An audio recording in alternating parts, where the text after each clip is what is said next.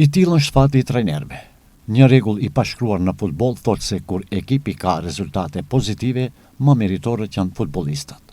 Por kur ekipi ngec me rezultate, fajtori vetëm është trajneri. Në këtë mënyrë mund të përshkruhet rrugtimi I Jeton Beqirit në pankinën e Shkëndijës. Epoka e Jeton Beqirit në storin kuqezi sipas tij kishte 4 momente kyçe. Krenar që udhëhoqi Shkëndijën në momentet kyçe me të cilën bëri historinë në garat evropiane. Peng I mbetet kupa, derisa për kampionatin e fundit thotë se ishte garë e pabarabartë.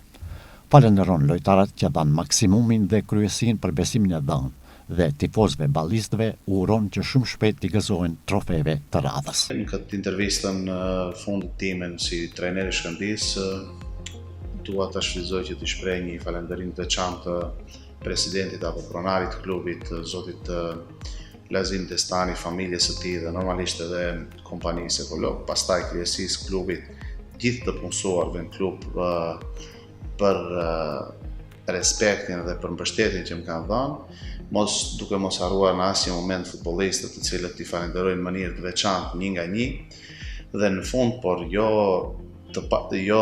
për nga fundi të rëndësishëm, përkundrazi shumë të rëndësishëm, një falenderim për tifozët të cilët na kanë përkrahur gjatë gjithë kohës dhe veçanërisht ballistët të cilët kanë udhëtuar edhe në çdo cep të Evropës që të na përkrahin dhe të jenë një suport I madh për ne dhe normalisht gjithmonë gjatë dështimeve që kemi pasur, keqardhja më e madhe ka qenë për tifozët, jo për veten tim. Jeton Beqiri mori drejtimin e skuadrës në janar të vitit 2024 dhe gjatë periudhës së tij në storin kuqezi udhëhoqi ekipin drejt titullit kampion të sezonit 2024-2025.